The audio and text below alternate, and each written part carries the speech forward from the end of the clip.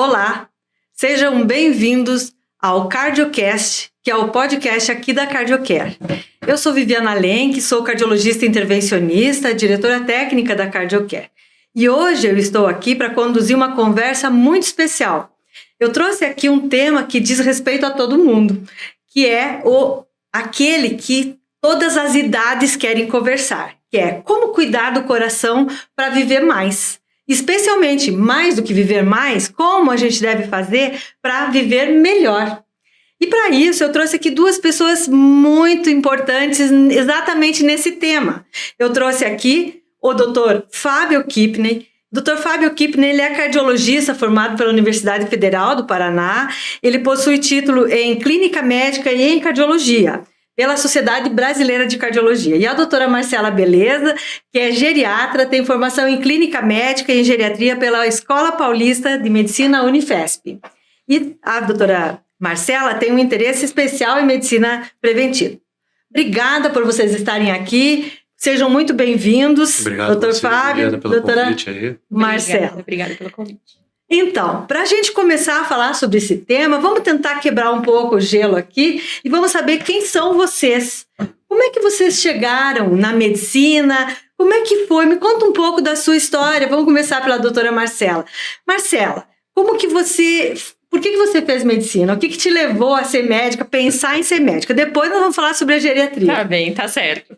Então, pensar em ser médica, eu sempre tive a referência em casa, né? Meu pai é médico, minha mãe trabalha com meu pai, é secretária do meu pai. Então, não fugi muito ali do círculo onde eu já estava. Foi muito natural para mim entrar na medicina.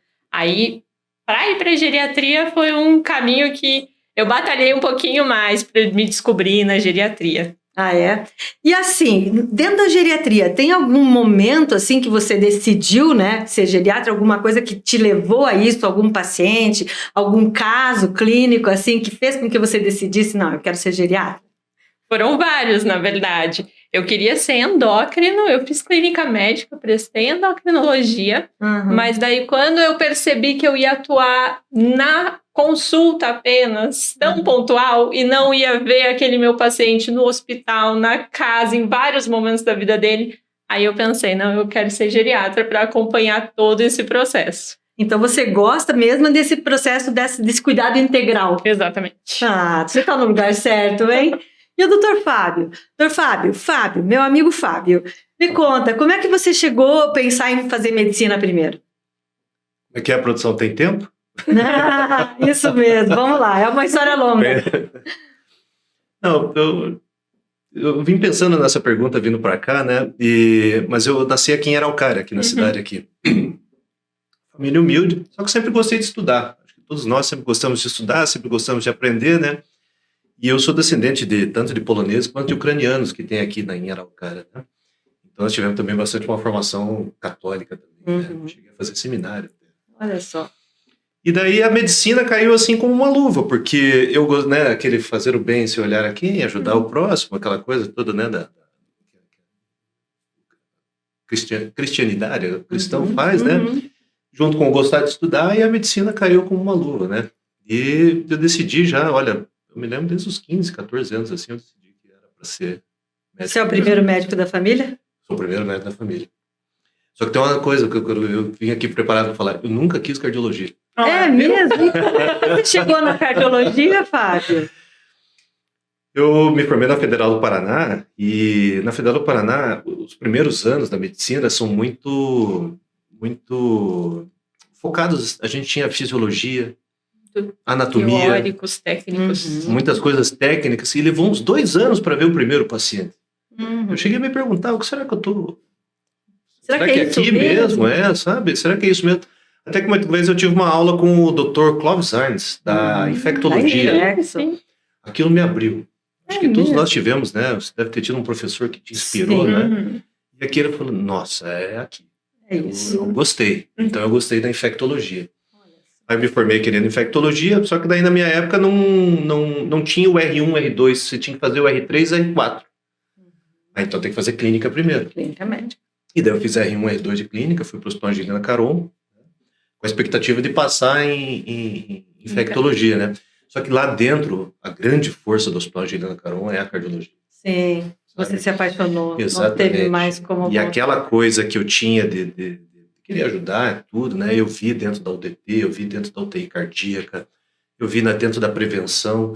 E também a cardiologia é extremamente científica, né? Sim. Nós temos, né, uma especialidade relativamente nova, né? Da década de 50 para cá. E ali eu me achei. Então ali eu me achei. Falei, meu Deus, será que É isso, é não isso? é mais a Não infecção. é, não é? Aí eu conheci o Dr. Dalton Precoma, né? Que ele foi meu professor, meu preceptor, trabalha com a gente também na Sim. CardioCare. Hoje eu tenho o privilégio de trabalhar ao lado dele, né? Que bacana. E daí embalamos e foi para isso aqui foi para cardiologia. cardiologia. Que bom, a cardiologia muito feliz, ganhou muito com feliz. isso. Estou lá, estamos na cardiologia desde 18 anos. Olha só, que bom. Eu vou falar de mim também. Pois é, você sabe que essa história de... Eu não tinha até então médicos na família, mas eu tenho uma mãe muito preocupada e que eu sou a filha mais velha e que sempre que ela ia no médico levar todo mundo, eu ia junto. E eu adorava ir no hospital do Dr. Gazali. O hospital do Dr. Gazali era o único hospital lá de 2 vizinhos, na cidade do interior que eu morava. E quando eu tinha 6 anos, nasceu o meu irmão Jaime. E nessa época, eu ia sempre com minha mãe nas consultas com ela grávida, e eu ficava olhando e assim com o meu olho cheio para o Dr. Gazali. Mas eu achava, o Dr. Gazali morava dentro do hospital. Olha só essa história. Já contei isso várias vezes. O Dr. Gazali era solteiro na época, mas já era um senhor e que morava dentro do hospital. E lá em Dois Vinhos também tinha o padre que morava aonde? Na igreja, na casa canônica. Então eu achava que médico, primeiro, não podia casar e tinha que morar dentro do hospital, né? E daí um dia eu perguntei isso para minha mãe. Eu disse, mãe, lá no hospital, gente, eu tenho essa lembrança, essa memória. Lá no corredor do hospital, esperando o Dr. Gazali, eu disse, mãe, por que médico não pode casar? Daí a minha mãe disse assim, não, mas médico pode casar. O Dr. Gazali não casou porque não quis. Eu disse, pode casar? Então eu vou ser médica. E eu tinha 6 anos e eu já gostava disso. Bom, o Dr. Gazali foi realmente uma referência para mim. Enquanto eu vim para Curitiba estudar aqui no ensino médio, já queria fazer medicina, obviamente, e eu voltava e ficava as férias de dezembro, janeiro, fevereiro, mesmo no ensino médio, com 14, 15 anos, assistindo cirurgias, partos e consultas, todas com ele o tempo todo. Então, o Dr. Gazali foi uma inspiração para mim. E a cardiologia veio porque eu sempre gostei do espírito investigativo, né? Nada melhor do que um cardiologista que já faz diagnóstico, às vezes, no olhar, né? No dedo em baqueta de tambor, né? E assim, a ausculta é um exame tão rico, né? Que eu adorei. Mas quando eu fui para a clínica médica, eu percebi que eu não tinha esse temperamento para ficar muito quietinha. E daí, na época, não existia residência, não tinha essa especialidade de medicina intensiva, nem de medicina de urgência, que era o que eu gostava. Eu gostava de pronto atendimento, pronto socorro mesmo, né? E segui o Dr. Martini. Todos nós no começo. Aí a gente vai ficando esperto. Não, eu gosto muito ainda. O Dr. Edson Martini, no Hospital Cajuru, eu acompanhava ele junto com outros colegas, e ali me apaixonei pela cardiologia. Fui fazer cardiologia, mas, novamente, procurando alguma coisa de emergência, e daí, claro, chegou a hemodinâmica, e essa é a minha vida. Bom, vamos lá, nós estamos aqui para falar sobre longevidade. Eu acho que vocês dois têm muito a contribuir aqui, então eu queria começar com a Marcela.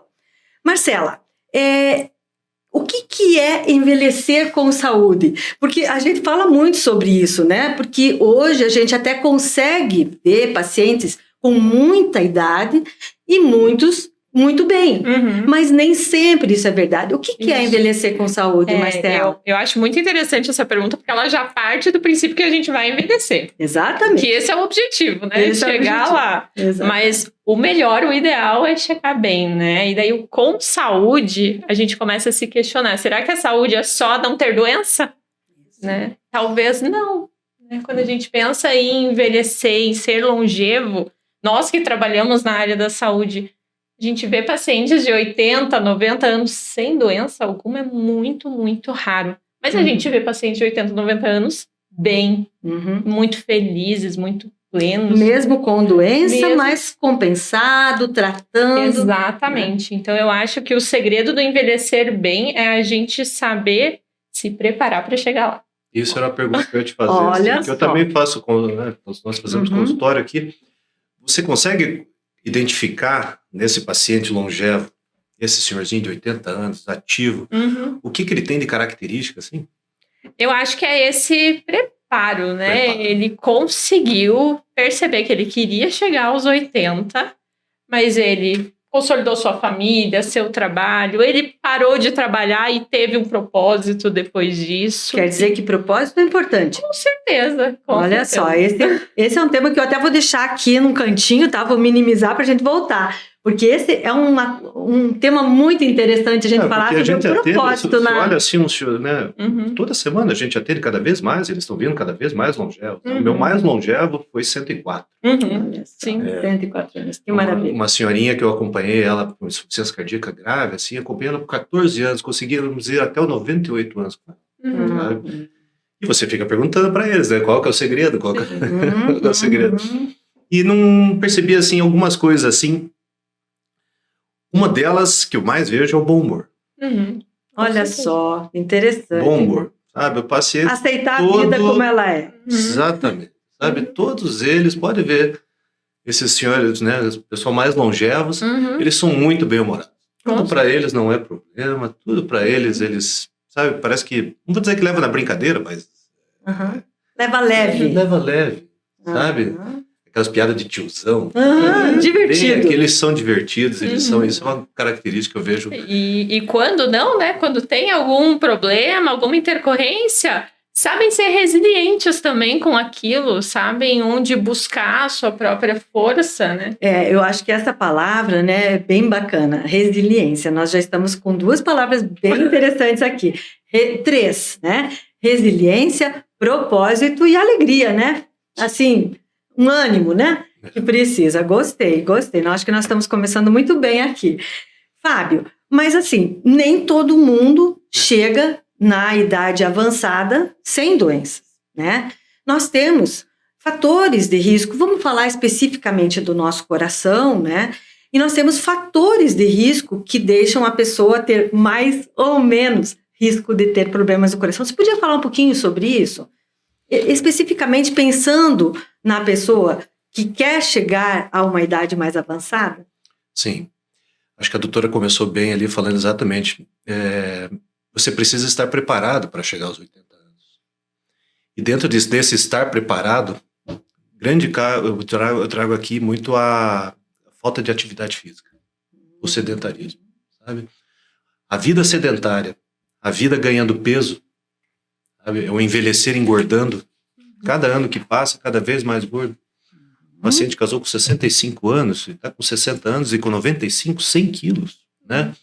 Isso vem uma série de consequências. Né? Isso gera um estresse oxidativo, que gera uma sobrecarga pressórica, né? Ele começa a ficar hipertenso, começa a vir a dislipidemia, começa a vir a diabetes, e isso vai culminar lá na frente, né? Com aterosclerose, a gente chama isso na cardiologia de contínuo cardiovascular, né?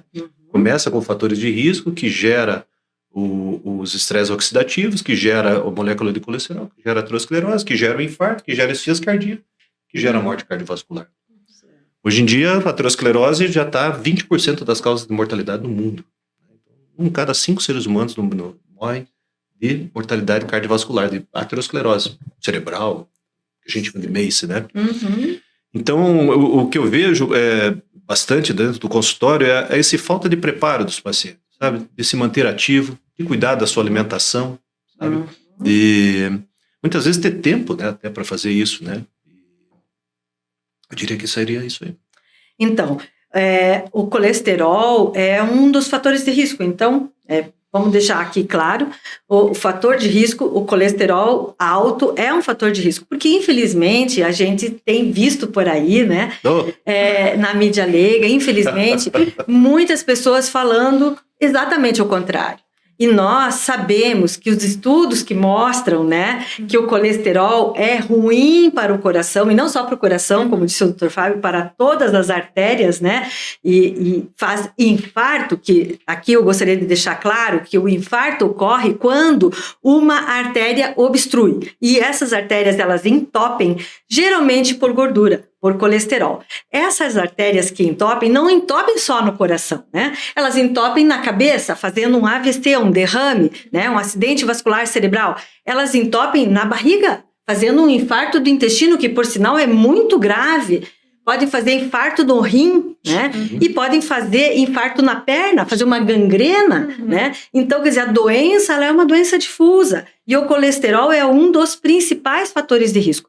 Mas antes de passar para a doutora Marcela, eu gostaria até que o doutor Fábio explicasse um pouquinho mais sobre isso, doutor Fábio, porque além do colesterol, quando se junta a outras coisas, você falou com a obesidade, né? Você falou com a dieta, né? Mas acho que vale a pena a gente citar com o diabetes, né? Como um fator de risco. Você pode falar um pouquinho sobre isso?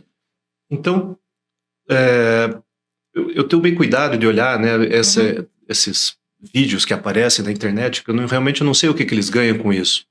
A primeira coisa que nós não tratamos o colesterol, nós tratamos o colesterol ruim. Exato. Né? Existe uma partícula chamada LDL, né, que essa sim é a causadora das lesões endoteliais. Para ter lesão endotelial, você precisa ter o estresse oxidativo, né? Então, você precisa lesionar digamos assim, a parede do vaso. E isso vem, por exemplo, decorrente de tabagismo. Isso, outro fator de risco importante, né? Decorrente de álcool, decorrente de sedentarismo, má qualidade do sono. Sono. Vamos falar sobre isso depois da nossa... Então, a última revisão, né, já são 95 fatores de risco para a doença aterosclerótica. Tá? Só que as 5 principais, digamos os Big Five, né, que é hipertensão, diabetes, obesidade, sedentarismo, e a gente não pode esquecer do grande fator que é o estresse. Tá? Esses Big Five são responsáveis por pelo menos 95%, 90%, digamos assim, das causas de aterosclerose. Tá? Então, acredito que o cardiologista ele tem um papel tanto na prevenção primária quanto na prevenção secundária. Né? Primária, quando o evento ainda não aconteceu, secundária depois. Né? A secundária nós temos bastante estabelecido, mas a primária ainda nós temos algumas coisas a galgar ainda, pesquisar. Então, eu diria que para a longevidade, né, ultimamente nós estamos trabalhando com um conceito, com as novas drogas para colesterol. Até então a gente tinha as chamadas estatinas, que era a simvastatina, que nós conhecemos, né? E nos últimos 5 a 8 anos, máximo 10 anos, estão surgindo os novos medicamentos injetáveis, anticorpos antimonoclonais, que conseguem modificar até o RNA de transcrição do colesterol. Que fantástico. E nós estamos conseguindo atingir níveis muito baixos de colesterol. E a pergunta, Fábio, que me fazem, né, e que a gente, com certeza, já todos vocês ouviram, mas o colesterol tão baixo não vai fazer mal? Não vai fazer falta? Isso que é importante saber.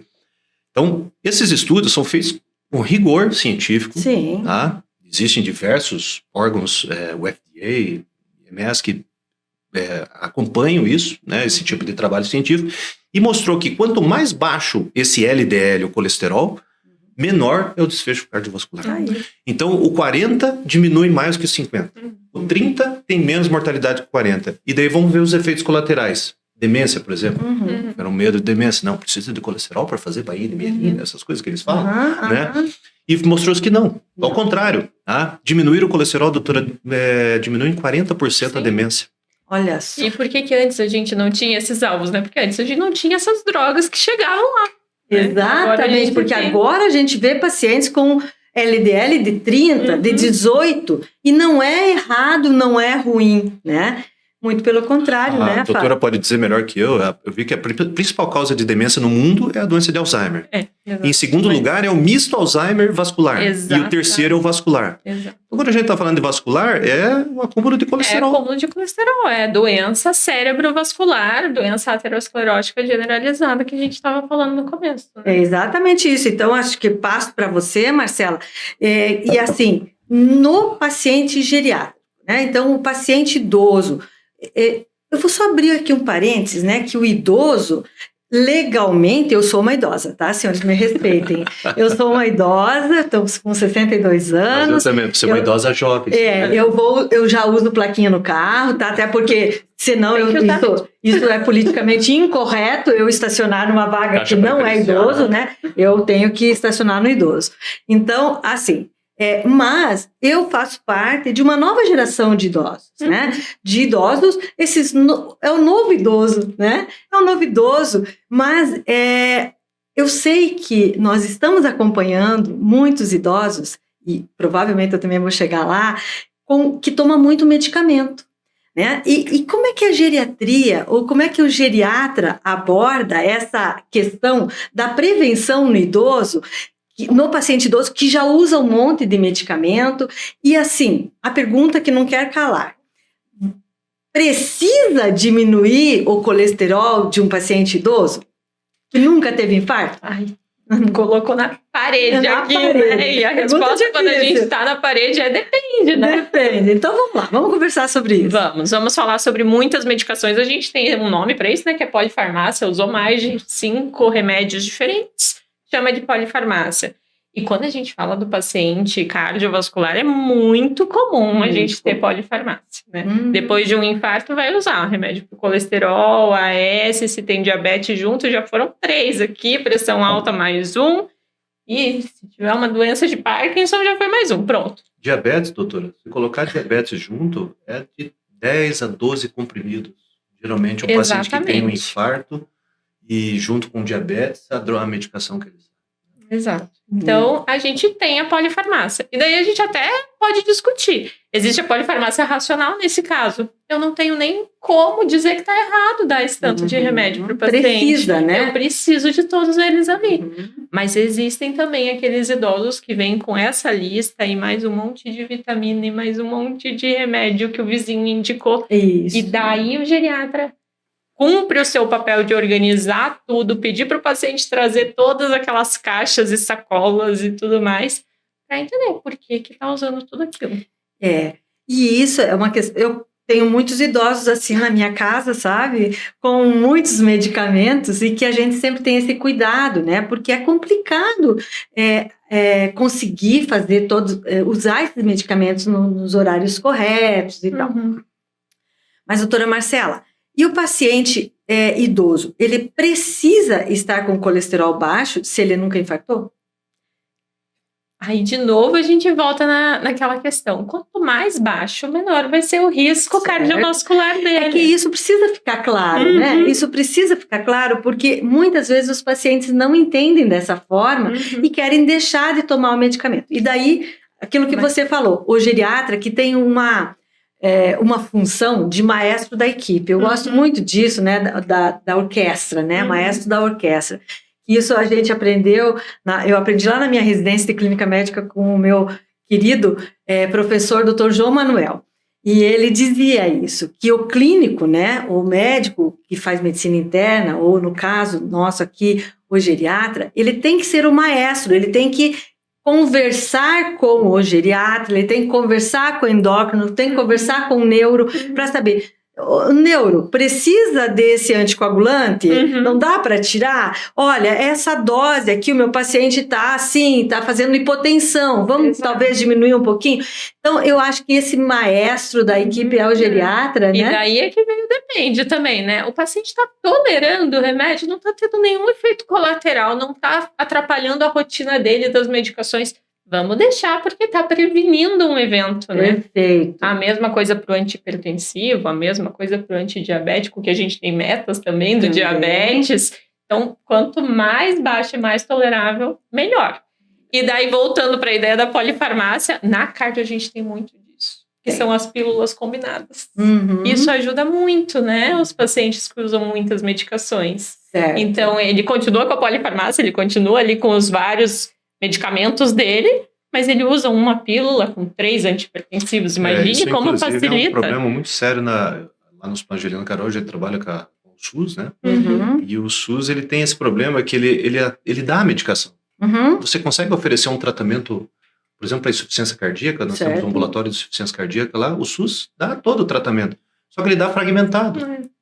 Então, se eu quero fazer, por exemplo, uma dose de 40 miligramas de enalapril, ele tem que tomar 2 comprimidos de manhã, 2 comprimidos à noite, 4. Aí ele quer fazer 25 miligramas de carvedilol. Aí eu tenho que tomar 2 de manhã de 12, mais 2 já deu 8. Só com 2 drogas? Só com 2 drogas. Faltam ainda várias outras. Né? E assim fica grande quantidade de comprimidos. Nós temos vários trabalhos que mostram que por exemplo, se você der para um paciente 3 comprimidos, nossa terapia tripla, né? Um diurético tiazídico, um inibidor da ECA ou BRA e um antagonista canal de cálcio. Se você der os 3 separados e você der os 3 num só, o de um só tem mais aderência que os 3 separados, mas é o mesmo remédio. Faz mais efeito. Por causa da aderência Por mesmo, causa da aderência e facilidade de Claro. tratamento. E 25% dos pacientes que tomam remédio 2 vezes por dia não tomam a dose da noite. Esquece. Olha só. A gente sabe que esse é um dos grandes problemas no tratamento da hipertensão, né? Mas veja só a importância de a gente ter um time, né? Eu gosto muito desse conceito de time, né? O conceito de orquestra. E eu acho que na CardioCare, né, a gente pode estar usando, né, dessas parcerias, né, entre o cardiologista, entre o geriatra. O geriatra sai da sua porta e pode bater na porta do lado do colega e conversar diretamente, né, ou até pelo nosso grupo de WhatsApp, né. A gente pode estar trocando informações e estar perguntando como é que você está fazendo e estar falando especificamente sobre aquele paciente. Será que a gente pode ajustar as doses? Podemos aumentar, diminuir? Olha, eu vou pedir um determinado procedimento. O doutor Fábio fez um diagnóstico de uma estenose aórtica. Puxa, mas será? Deixa eu falar com o geriatra para ver se isso aqui vai para a TAV. Não, vamos conversar nós 3 juntos aqui e vamos indicar TAV para esse paciente, para que todo mundo saiba e fique, né, com o mesmo conteúdo. TAV é a troca valvar aórtica percutânea, né, que é a doença estenose aórtica, é uma doença muito prevalente no idoso, especialmente a partir dos 80 anos, e a válvula aórtica é a porta do coração, é por onde sai todo o sangue arterial para ser distribuído para o organismo todo. E essa válvula, em muitos pacientes idosos, ela vai ficando mais dura, ou melhor, em todas as pessoas idosas, ela vai endurecendo. E em alguns pacientes, em muitos pacientes, ela fica tão dura que não consegue mais abrir. E como é uma porta que não abre tão bem, acaba represando o sangue dentro do coração, o coração vai estufando, e isso é muito ruim. Essa doença é uma doença que tem alta mortalidade, né? O paciente, quando começa a ter sintomas da estenose aórtica, que é falta de ar, tontura, síncope, já está perdendo tempo, ele precisa tratar urgente isso. E a TAV, que é um procedimento minimamente invasivo, ou seja, por catéter, né, com um furinho na virilha, um furinho no braço, faz o implante dessa prótese, dessa válvula no lugar, ele salva vidas, né? Então, acho que a gente podia falar também um pouquinho sobre isso. Vou pedir para a doutora Marcela. Marcela, como é que se vê esse paciente idoso, às vezes com 90 anos, com 95, com 98 anos, tendo indicação de uma cirurgia, que até um tempo atrás, essa cirurgia era de abrir o peito, né? Consequentemente, não era feito, né? Então, consequentemente, esse paciente de mais idade, que já tem outros riscos para uma cirurgia grande, era tratado clinicamente, e a gente sabe que o tratamento clínico da estenose aórtica não tem um resultado adequado, né? Como é que você vê, e novamente a pergunta, né, para esse idoso de hoje que está acompanhando com você, que está bem lá, com 95 anos. Um idoso de 95 anos que tem uma estenose aórtica. Severa. E tem condições de fazer a TAV. Eu gosto muito. Né? Isso aí, né? Porque a gente tem visto excelentes resultados, né? Com 2 dias o paciente está fora do hospital, né? Muda a trajetória da doença. Muda a trajetória, ele vai morrer por outras coisas, porque todo mundo vai morrer. Sim. Mas não morrer por causa de uma doença que tem tratamento hoje, né? Fábio, e você tem feito mais diagnóstico de estenose aórtica, tem pego mais velhinhos assim com dispneia que de repente você pensa, opa, é uma estenose aórtica? Exatamente. Então, a estenose aórtica é aquela doença que o clínico não tem vez, né? Você não pode fazer praticamente nenhum tipo de medicamento. Se você der o diurético, precipita síncopes. Se você der beta-bloqueador, precipita síncopes. Muito pouca coisa, né? E realmente era nosso drama, né? Porque é uma doença de idoso, muito idoso. Não há medicação para isso. E o tratamento era cirúrgico, era abrir um peito, né? E fazer a cirurgia da troca valvar. Ainda é. Ainda é. E ainda tem indicação, ainda né? Tem indicação, claro. né? E o surgimento dessa possibilidade de poder colocar a válvula, até se tiver algum paciente assistindo para nós, né? É um procedimento que agora em alguns locais está sendo disponível pelo SUS. Pelo SUS também, claro. Não é para todos, mas tem suas indicações, muito corretas assim, né? Mas o fato de você poder colocar uma válvula de coração através de um acesso femoral, né? Conseguir chegar até lá, o paciente consegue alta em média de 3 dias, realmente é uma coisa muito impressionante para poder trazer. É muito impressionante, né? Mudou a história natural, né? Eu tinha uma paciente que tinha 88 anos e todo mundo fala, ela foi 98 anos. Viu? Olha que maravilha, né? Então, a gente mudou um pouquinho, eu mudei aqui, levei para este lado da TAV, da estenose aórtica, porque a gente está falando de pacientes idosos, bem idosos, mas eu queria voltar um pouquinho no que vocês estavam falando aqui, de estar bem. E o estar bem, o Fábio falou bastante sobre o exercício, né? E também citou dieta. Eu gostaria de falar um pouquinho mais sobre esses dois temas. Assim, no idoso, Marcela, existe um cuidado especial da dieta para o idoso, da comida? Porque eu não gosto do termo dieta, porque dieta parece uma coisa que você vai fazer por 10 dias e daí parou, sabe? Não, uma orientação nutricional que sirva para o paciente idoso, como eu, a partir dos 60 anos. Se me permite, claro. Só acrescentar uma coisa que eu tenho notado, assim, eles não vão gostando muito mais de proteína, não é? Exatamente. Carne.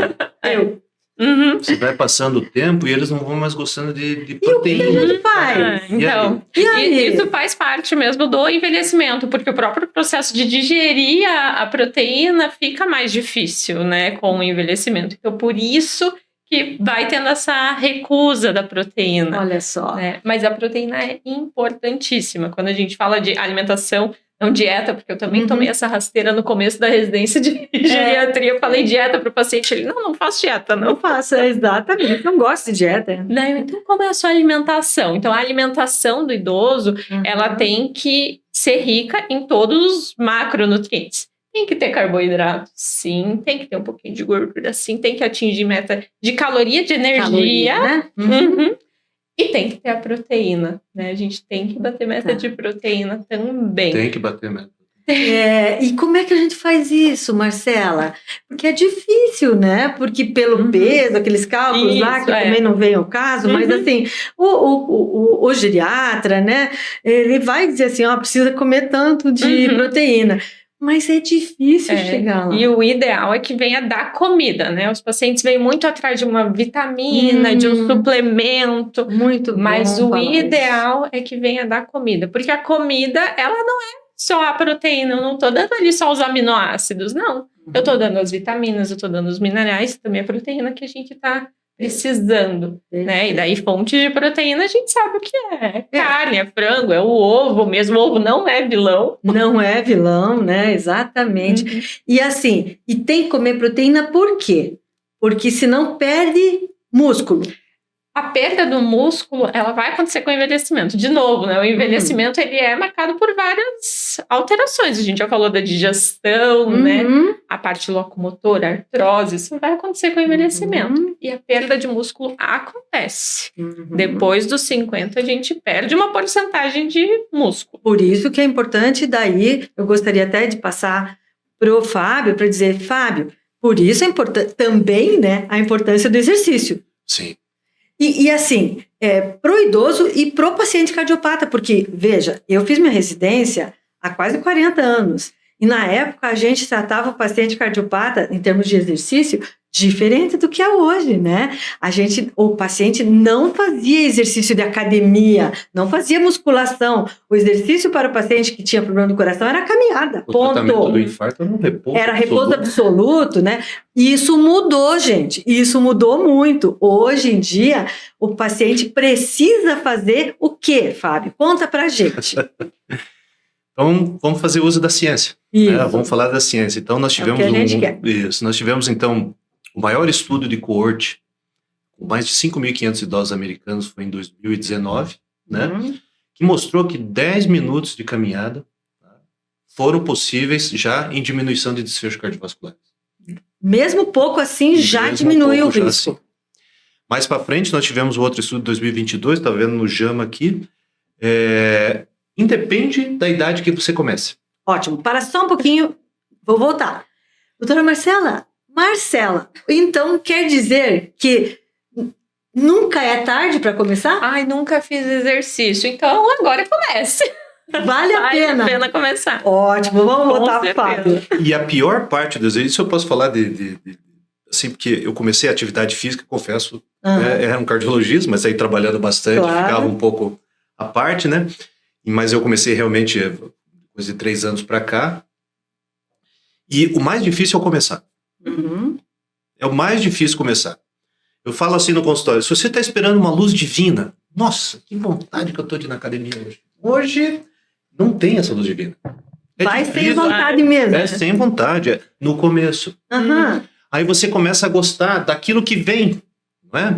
Você começa a gostar daquilo que vem, por exemplo, você começa a ter mais disposição, você começa a acordar com melhor humor, você vê que as roupas já começam a entrar em você, você começa a ter ganhos secundários, exatamente, que o exercício traz, além da longevidade. E acho que outra coisa interessante também é não gosto da academia.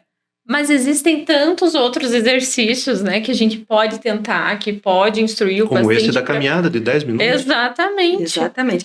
E daí aqui, em relação aos idosos, existem muitos grupos, né?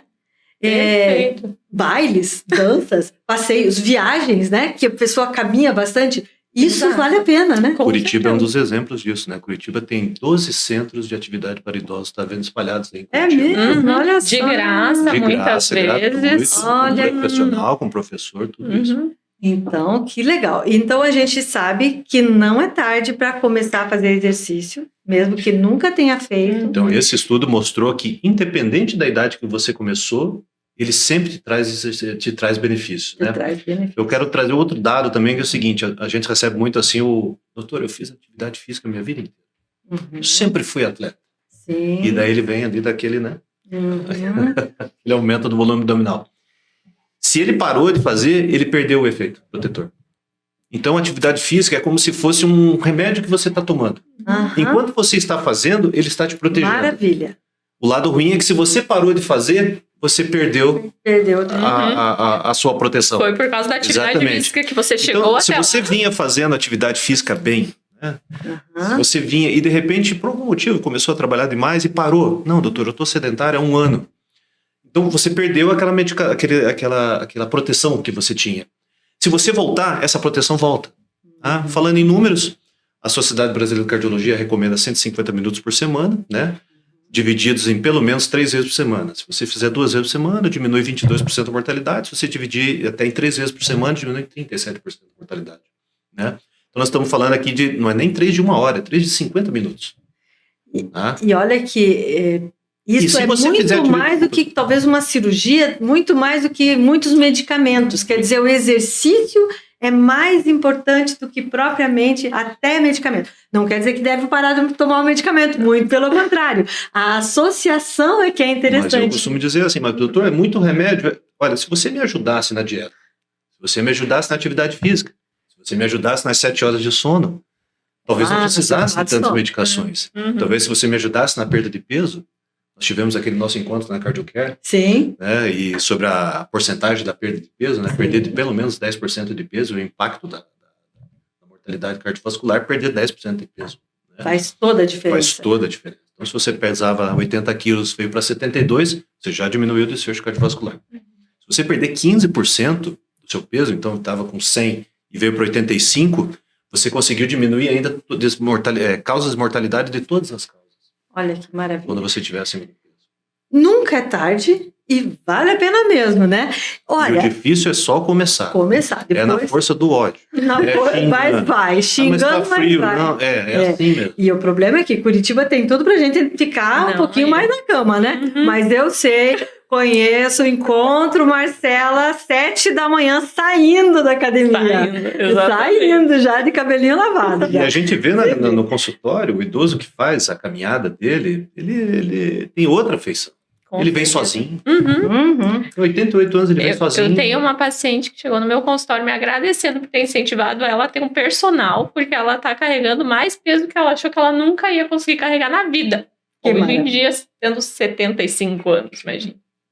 Todos viram, né? Meu pai fazendo academia com 88 anos ali, né? Puxando ferro ali, feliz da vida. Eu fiquei muito contente e orgulhosa por ele também. Minha mãe é faixa preta, de karatê, né?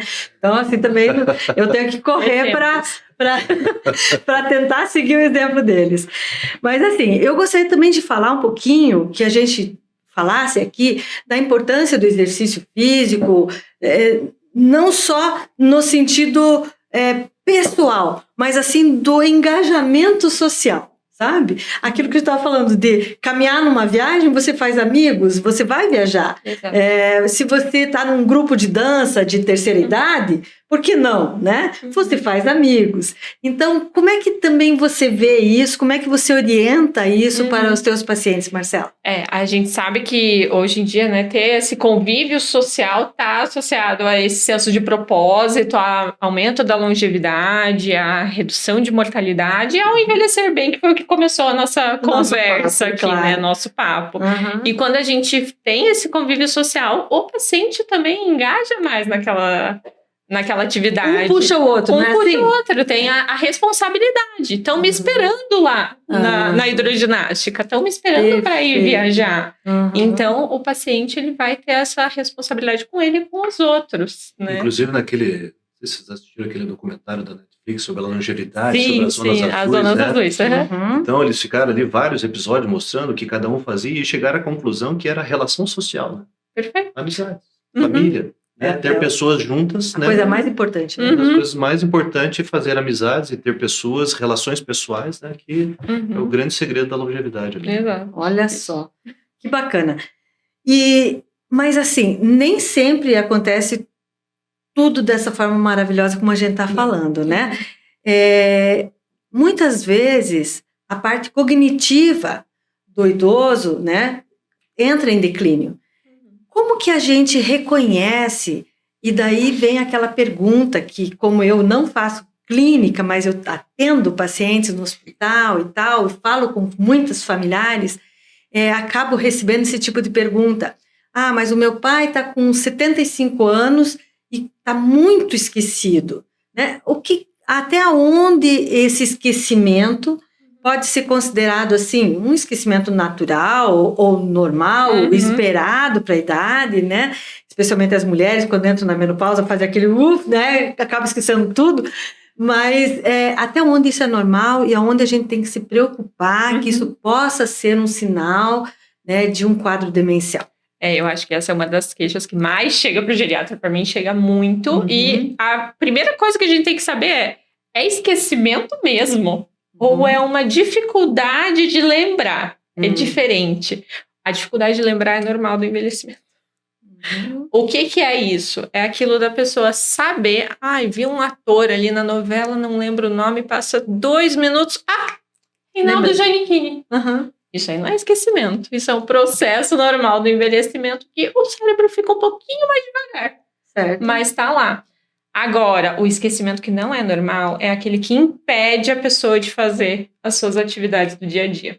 Não está lembrando de tomar os remédios, está tendo dificuldade de conversar, de marcar os compromissos.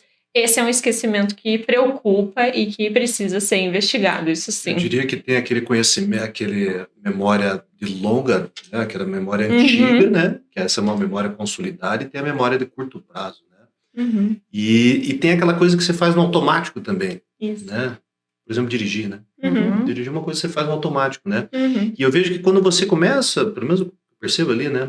Ele começa a perder esse automático. Por exemplo, esquecer de tomar um remédio. Poxa, é uma coisa que faz todo dia. Esquecer fogão aceso. Tá tomando muita multa. Já que o dirigir é o automático. Esquecer fogão aceso. Esquecer nomes de ruas, alguma coisa assim muito frequente que era do dia a dia dele. Eu acho que esse é um sinal de alerta também. Isso. E acho que também é difícil perda de memória abaixo dos 70 anos ser a doença. Geralmente está associada a maus hábitos de vida. Sabe? Também. Má qualidade do sono. Mas vamos falar um pouco sobre isso. Essa questão do sono é uma questão que inclusive entrou, né, num dos padrões ali de qualidade de vida, a qualidade do sono.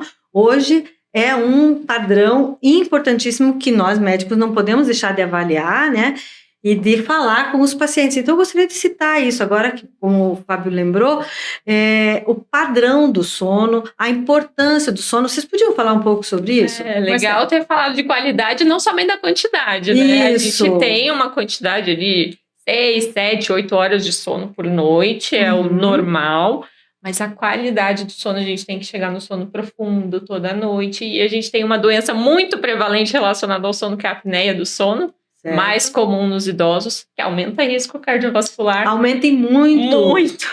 E muito subdiagnosticada, né? Então, peraí, vamos só traduzir isso que você acabou de falar. Quer dizer que, então, o paciente a pessoa que não dorme bem porque tem apneia do sono. O que é apneia do sono? Vamos colocar assim, roncar, né? A pessoa que ronca, que acorda sufocada, que tem apneia do sono, ela tem um risco maior de ter doença do coração. Você acabou de dizer isso, eu sei disso. Fábio, explica para nós isso. Acho que não é só... O importante do sono é que o sono seja reparador. Tá? Você tem que deitar, dormir e sentir que dormiu e acordar disposto. Né? Então, geralmente a apneia do sono é a doença que o cônjuge vem trazer. Fala, doutor, ele está roncando demais. E além de roncar, doutor, ele está se engasgando durante o sono. Qual que é a fisiopatologia, né?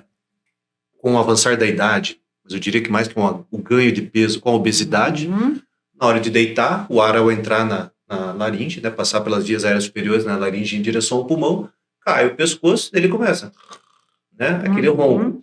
Aí, à medida que ele mais dorme profundamente, mais fica fácil isso aqui. E daí até que chega uma hora, tranca, e ele para de respirar. E ele fica por volta de 90 segundos sem respirar. E daí a saturação de oxigênio cai. Ou seja, sem respirar, sem oxigênio no cérebro. Né? Isso tem efeitos tanto do curto, médio e longo prazo. Né? Então, no curto prazo ele vai ficar muito cansado. Desatento, a queixa do esquecimento pode vir daí, pode inclusive. Vir daí, é aquele que o cônjuge, né, o parceiro vem, vamos assistir um filme? Vamos. Ele vai, senta pra gente, ele dorme. Né? Por quê? Porque não teve uma boa noite de sono recuperadora. Né? Então, ele, às vezes ele dorme no volante, ele dorme em situações inusitadas, que é sempre estar tirando pequenos cochilos mesmo. Então, ele acorda cansado. Né? Então, se você está acordando cansado, se você está tendo dificuldade de memória de curto prazo, muito provavelmente está associado a ser a apneia do sono. Tá? Eu digo que perda de memória, isso que eu queria trazer aqui, antes dos 70 anos, né? Por volta de 60 anos, perda de memória, tem que investigar uma qualidade do sono antes de pensar em vitamina, pensar alguma coisa assim. Muito bem. Trazendo do ponto de vista de doença cardíaca, né? Nós sabemos que é sabido, dormir menos de 6 horas por noite aumenta a mortalidade cardiovascular. E não aumenta pouco, aumenta muito. Então, existe um número. O ideal é aquele sono que te recupere. Você durma, né? E você se acorde, sono reparador que a gente fala, né? E você não tem essa necessidade de dormir durante o dia. Se tiver que dormir durante o dia, durma, né? Mas não é o usual. Tem que ficar fazendo isso. Outra queixa muito comum dos nossos pacientinhos idosos é não durma à noite. E daí vem o abuso de substâncias. Né? Remédio para dormir. Doutor, me passa um remédio para dormir. Acho que a doutora pode falar mais aqui, né? Mas não tem nenhum que não cause algum efeito colateral sério. E acho que a primeira coisa que vai embora é a memória, não é? Exatamente. Acho que vale a pena a gente falar aqui, né, dos mais relacionados à perda de memória. Se eu não durmo, eu perco a memória. Se eu tomo remédio para dormir, eu tô perdendo a memória. Exatamente. Os benzodiazepínicos, Zolpidem, né, por aí, eles realmente estão associados à perda de memória no uso a longo prazo, né, mais de 10 anos. E um outro risco também muito associado, já que eles são indutores do sono, né? A gente usa para dar sono, aumenta o risco de queda, né? O paciente fica mais desatento, pode cair com mais facilidade. Também é um evento que pode ser muito prejudicial no idoso. Com demais, certeza, né? O que a gente esqueceu de falar sobre atividade física, né? Uma das principais causas de mortalidade, às vezes a gente cuida, tá com a pressão controlada, tá com o LDL 50, tá com aquele cara entre 6 e 7, tá tudo bem. Ele cai. Quebra. O quadril. E daí faz uma infecção durante o hospital e morre. E daí por fica causa ali, disso. fica e morre de complicação, daquela de queda uma que ele fratura. teve. É uma das principais causas, É uma das né? principais causas. Né? Eu queria voltar só um pouquinho aqui, porque eu tenho uma grande experiência em laudos de mapa, né?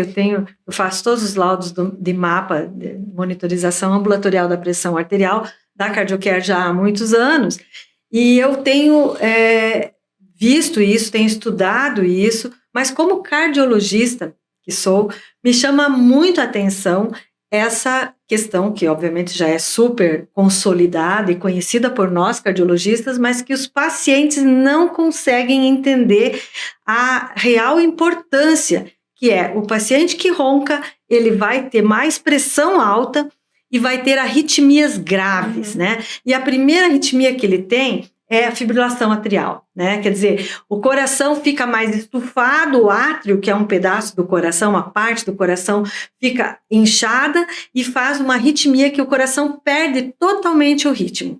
E o problema dessa arritmia é que essa arritmia é uma das arritmias que mais causa AVC, derrame. Então, você vê como uma coisa puxa a outra. Então, roncar leva a problemas do coração, não só por pressão alta, que sim, o paciente que ronca tem pressão alta, o paciente que tem pressão alta tem mais chance de roncar. Eu diria mais ainda, tem pacientes que, doutor, eu tomo 2, 3, 4 remédios e não consigo controlar minha pressão. Provavelmente ele tem apneia do sono. Provavelmente tem apneia do sono, exatamente, fica controlando. Tendo descargas noradrenérgicas, mas, né, durante a noite inteira. Tratando o sono, a pressão cai, a arritmia desaparece, a chance diminui remédio e diminui a chance de AVC, que é uma das coisas que a gente sempre tem mais medo, né? Mais medo que infarto, tem mais medo é de AVC, né? De derrame, né? Então, acho que a gente está indo muito bem aqui. Eu gostaria ainda de falar um pouquinho com vocês sobre prevenção, né? Assim, o que você diz para um paciente que você já acompanha há algum tempo, você já conhece, já está tomando os medicamentos lá? Eu gostaria que você desse alguns, conselhos em termos de prevenção. Você e você.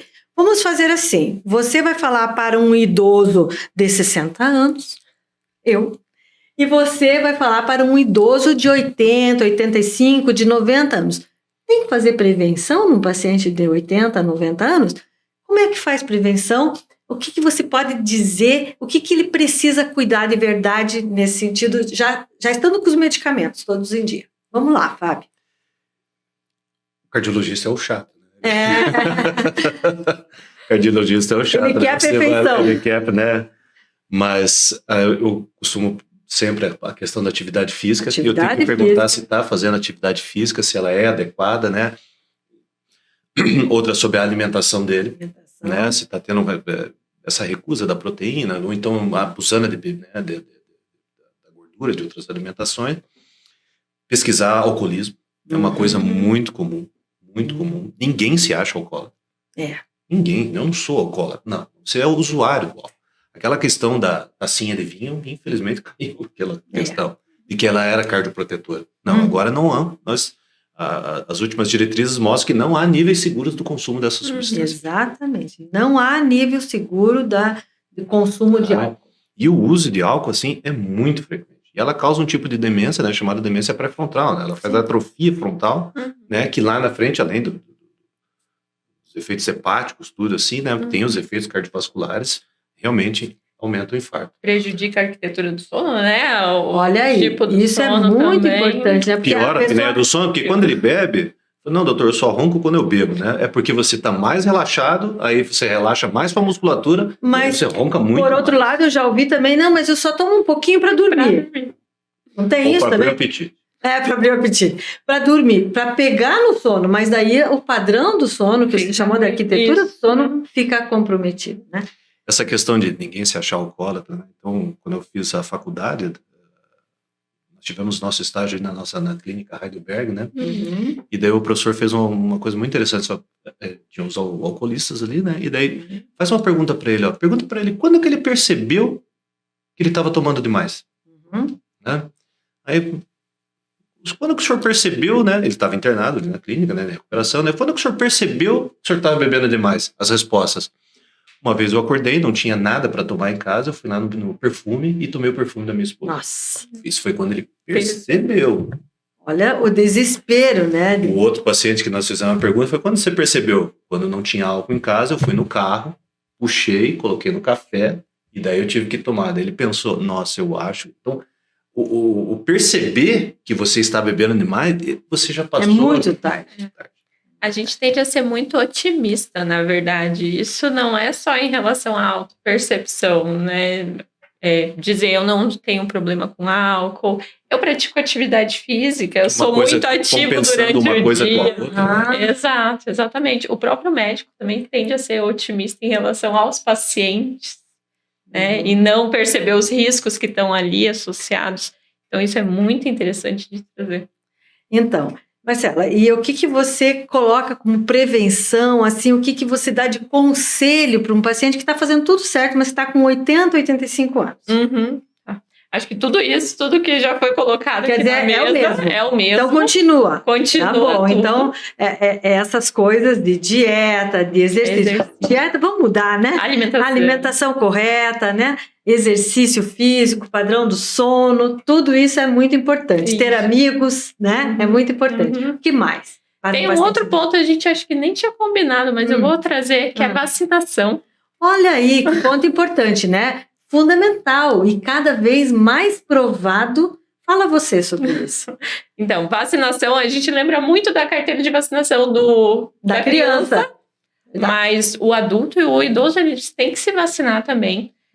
Vacina do Covid, da gripe, tão mais popularizadas, mas também para a saúde cardiovascular, não é só para proteger das infecções respiratórias em si, que podem se tornar graves, que podem levar a pessoa para o hospital, mas a gente sabe que quando a pessoa ela tem uma infecção pulmonar, o corpo inteiro vai ser afetado, né? Eu quero trazer esse dado, eu vim com esse dado para trazer aqui, eles têm muitos pacientes resistentes à vacina. Né? Uma vez eu tomei a vacina, passei mal, morri, nunca mais tomei. Mas a vacina leva um tempo para fazer efeito. Então ele tomou a vacina, né? A vacina da gripe leva por volta de 30 dias para fazer efeito. Então daí nesse período ele pegou a gripe, né? E daí, não, foi a vacina. Né? Só que a vacina tem, por exemplo, a vacina da H1N1 tem uma característica de prevenção de infarto.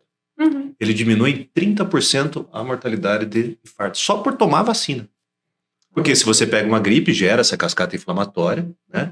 Toda que pega e pode desencadear no infarto. Então, tomar vacina da gripe diminui o infarto. Olha só que coisa importante. Junho agora, semana passada, saiu no JAMA, né? Um grande estudo, né?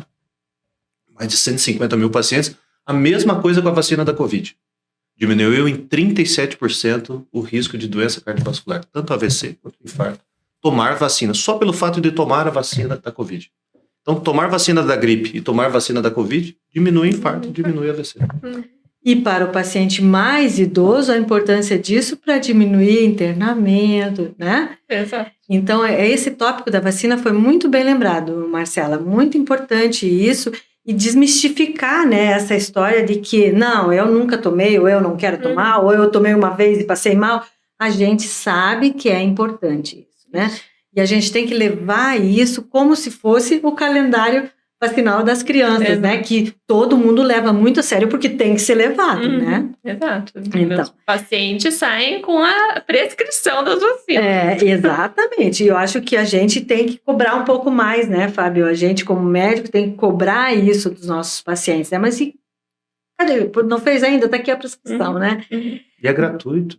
Pois é, a maioria dessas vacinas são gratuitas, estão na rede pública, né? O SUS agora dá também a vacina, eu vi que eles mudaram a vacina da pneumonia. Pneumocócica. Era 23, isso, agora é a 20. Que eram várias doses, era uma confusão o calendário da pneumocócica. Agora é a VPC 20, né? VPC 20, dose única, acabou. É mesmo, olha que maravilha.